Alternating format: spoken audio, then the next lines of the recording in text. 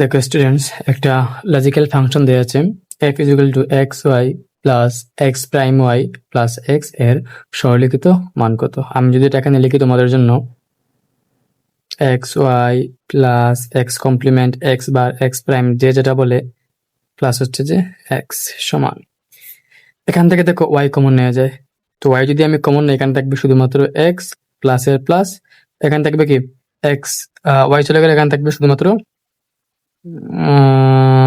X prime plus, দেখো এখানে তো এক্স আছেই।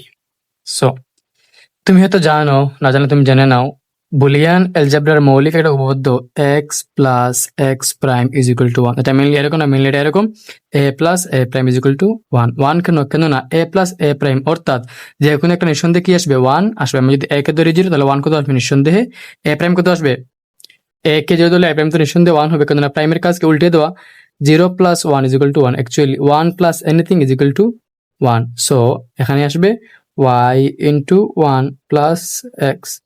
তো ওয়াই ইন্টু ওয়ান আর একটা মৌলিক উপপাদ্য হচ্ছে a dot one is equal to a. So y dot a is equal to ওয়ানই প্লাস হচ্ছে যে এক্স, অর্থাৎ এটা হবে এক্স প্লাস ওয়াই।